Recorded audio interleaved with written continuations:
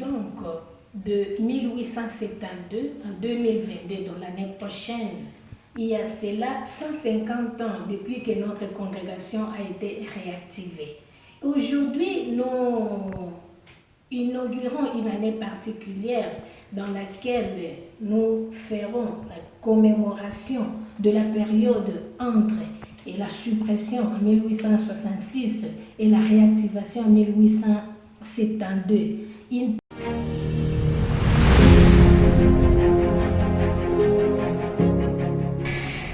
Restez branchés sur notre canal et vous ne serez pas déçus de découvrir le parcours historique du jubilé de la réactivation de la congrégation des sœurs passionnistes que nous inaugurons aujourd'hui à Florence, en Italie.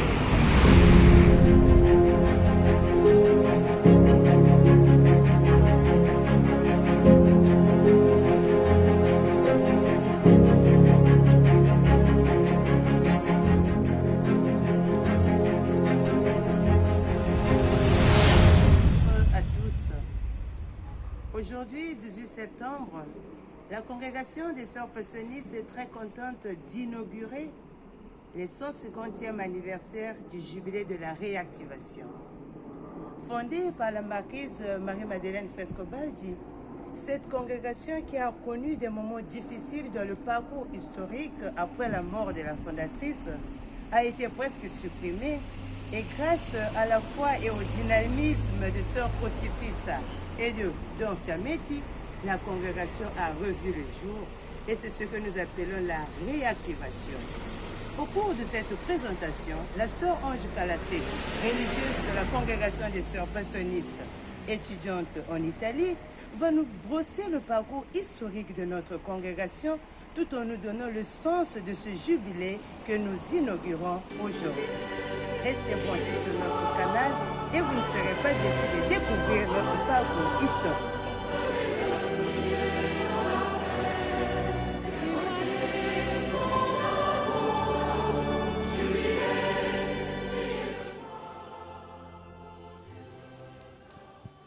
Bonjour Sorita et merci.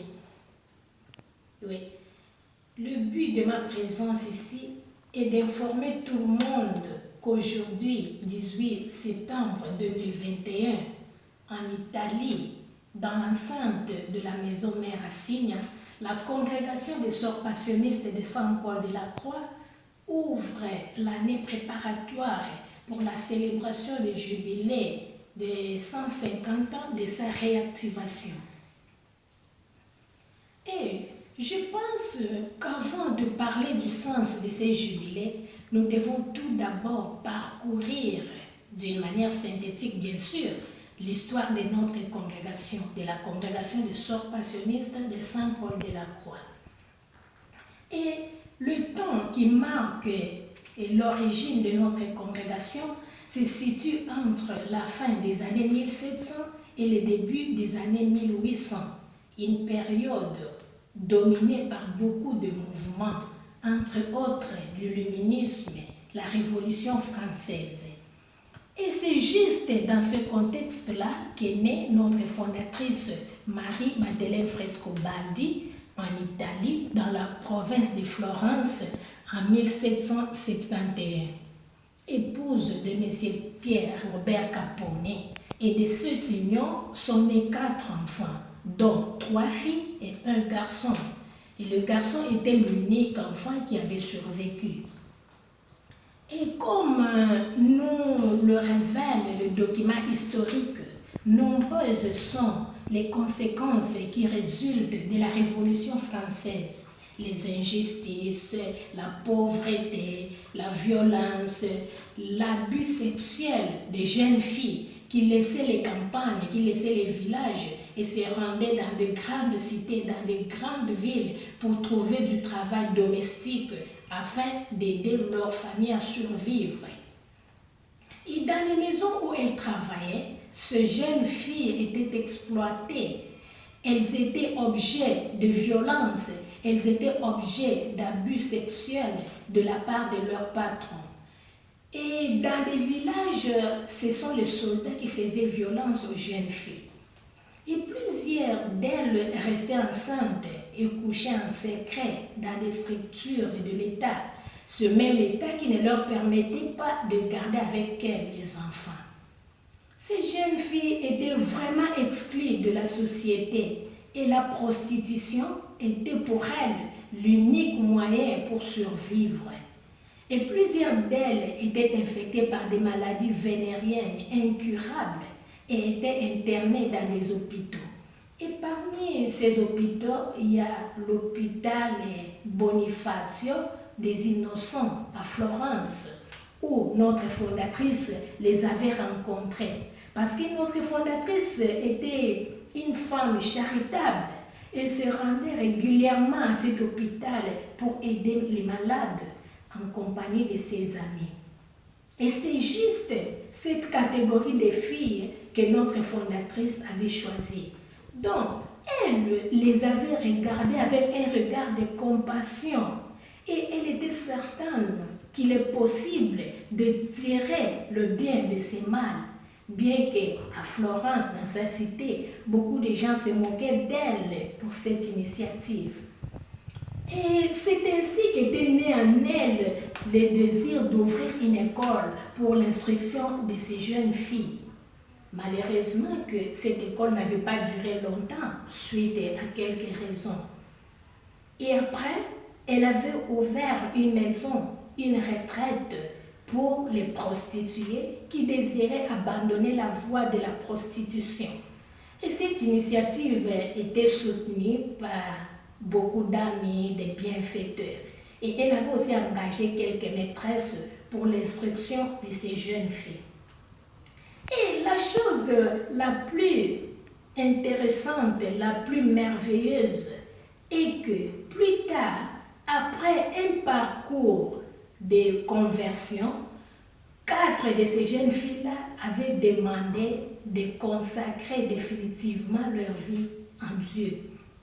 Et avec l'autorisation de Pape Pie VII, le 17 mars 1815, qui est la date de la fondation de notre congrégation, en cette date-là, ces 4 jeunes filles, ces 4 ex-prostituées avaient consacré définitivement leur vie à Dieu. Précisons donc qu'au début, la communauté des ancelles passionnistes, des ancelles de la passion, actuellement appelées sœurs passionnistes, était constituée seulement des jeunes filles provenant de la prostitution. Et c'est seulement après que la fondatrice avait ouvert la possibilité aux jeunes filles de bonne famille, de bonne éducation, c'est-à-dire de bonnes filles, des filles qui n'avaient pas fait l'expérience de la prostitution.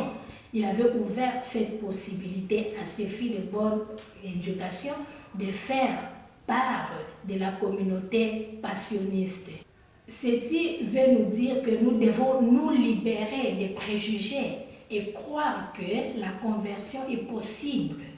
Parce que Jésus lui-même les soutient quand il dit « Je ne suis pas venu pour les justes, mais je suis venu pour les pécheurs. » Et étant laïque, épouse et mère, notre fondatrice était une femme charitable, comme je l'ai déjà souligné.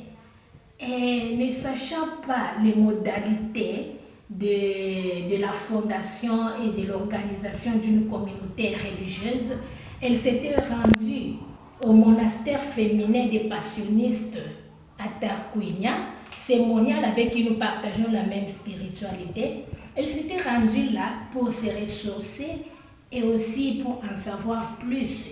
Et comme nous le savons, nous passionnistes, que là, elle avait connu la vie de Saint Paul de la Croix.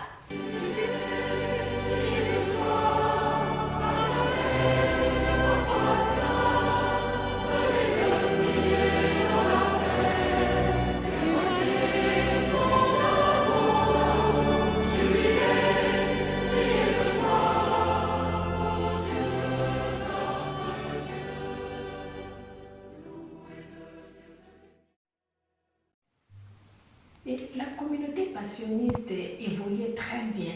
Et c'est seulement quelques jours après la mort de la fondatrice en 1839 que Dom Carlo Michelangelo, qui était chargé de la surintendance de la communauté passionniste, ensemble avec Gino Capponi, le fils unique de la fondatrice, avait bouleversé le style de vie de la communauté.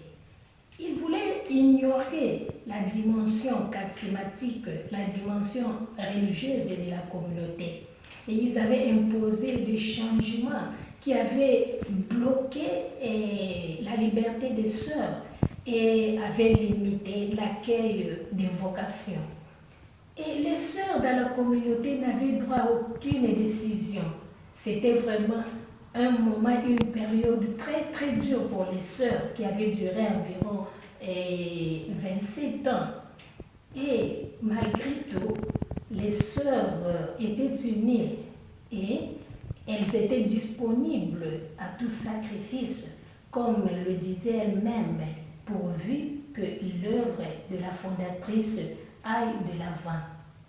Et les sœurs étaient trompées par ces mêmes personnes, leurs supérieurs, Michelangelo et Gino Capponi, que la retraite sera transférée à un autre lieu. Et à l'insu de la communauté passionniste, ces gens avaient déjà entamé des négociations avec la communauté des sœurs de la charité, à qui ensuite ils avaient confié la retraite. Donc pour les passionnistes, c'était la fin. Tout semblait fini.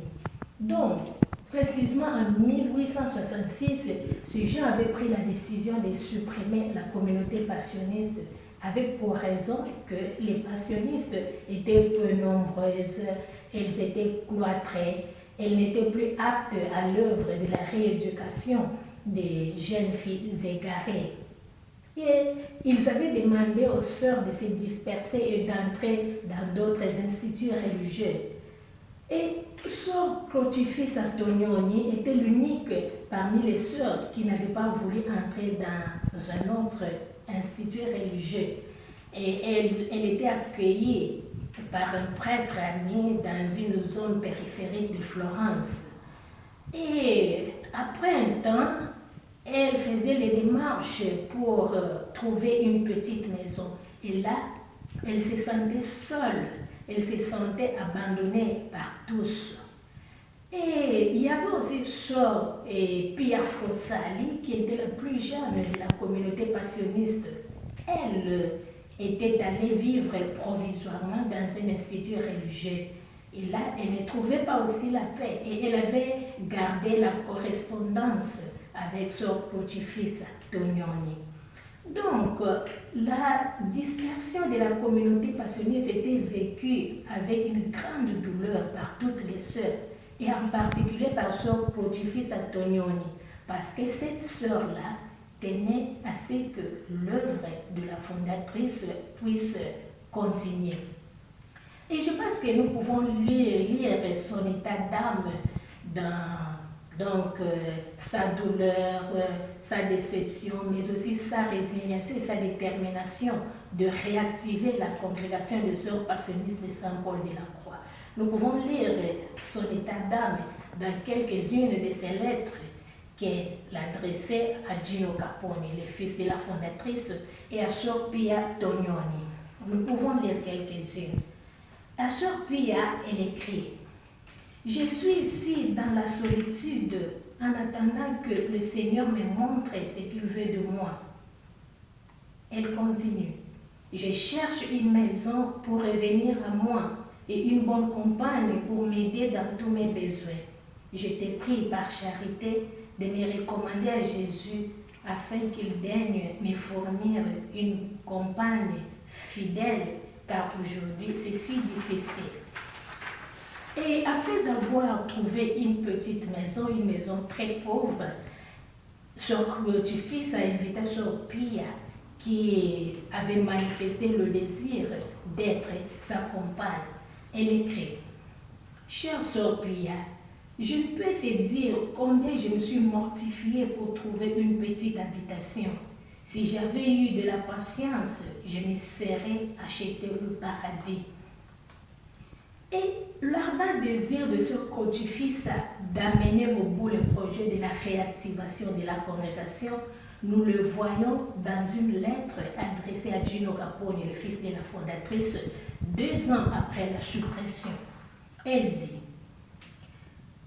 dit à Gino Capone, si tu vas comme d'habitude visiter la dépouille mortelle de ma chère et tendre fondatrice, dis-lui que si Dieu m'aide, comme je l'espère, je réactiverai les passionnistes tant aimés par elle. Ça, c'est très significatif. Nous relisons. Si tu vas, comme d'habitude, visiter la dépouille mortelle de ma chère et tendre fondatrice, dis-lui que si Dieu m'aide, comme je l'espère, je réactiverai les passionnistes tant aimés par elle. Ça, c'est dans cette lettre-ci que se montre la détermination de cette sœur Codifissa de réactiver la congrégation des sœurs passionnistes de Saint-Paul de la Croix. Et après s'être transféré à Signa, c'est une localité qui est non loin de Florence. Après s'être transféré là, ces 2 ex-passionnistes avaient rencontré un prêtre, le curé de Castel de Signa, qui les avait accueillis comme ses paroissiens. Ce fut Don Giuseppe Fiametti. Et la figure de ces prêtres est très significative pour la réactivation de notre congrégation. Ces prêtres avaient vécu comme appel et comme vocation et la tâche d'accompagner la réactivation de notre congrégation. Il avait dépensé beaucoup de ses énergies. Il avait subi d'humiliations, de contradictions. Ce prêtre donc avait défendu les sœurs en s'engageant personnellement et en s'exposant aussi aux risques. Donc, si aujourd'hui nous sommes ce que nous sommes, nous sommes passionnistes, nous le devons aussi à ce prêtre qui s'est engagé, qui a accompagné le cheminement, le parcours de la réactivation de notre congrégation.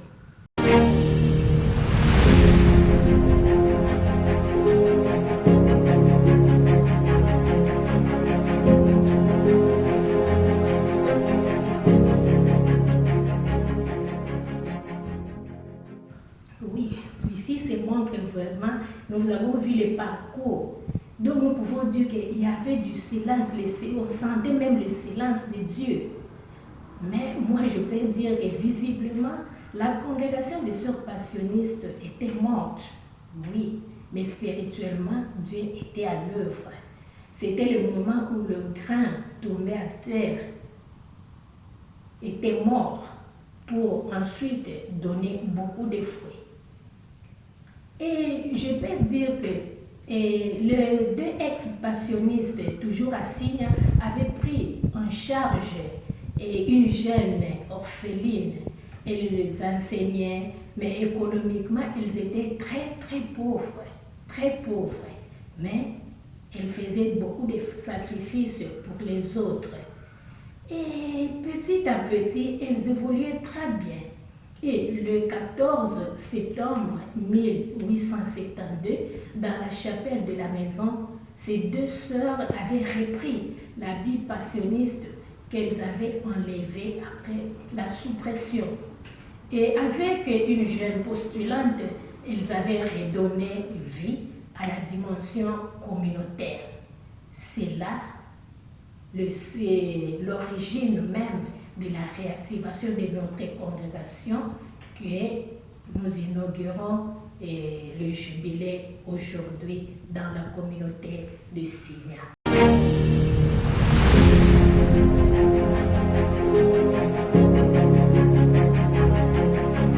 Le slogan du logo qui va nous accompagner tout au long de ce parcours. Le slogan est centré sur l'image de feu, le feu qui renaît des cendres. Alors, donc la réactivation est notre renaissance. Et l'évangéliste Saint Jean dit que si le grain tombé à terre ne meurt pas, il reste seul. Et s'ils meurent, ils portent beaucoup de fruits.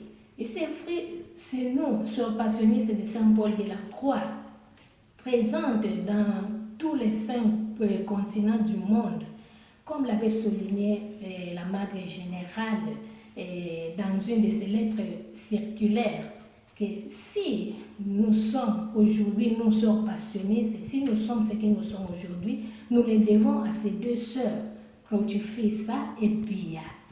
Donc nous sommes vraiment les fruits de leur sacrifice, le fruit de leur résignation. Nous exprimons notre profonde gratitude à la sœur Ange Kalasriki pour cette présentation où elle nous a fait savourer le but de ce jubilé que nous inaugurons aujourd'hui. Nous souhaitons donc un bon moment de commémoration historique à toute la congrégation des sœurs passionnistes et de façon particulière à toutes les sœurs qui œuvrent dans la vice-province Saint-Paul de la Croix. Merci.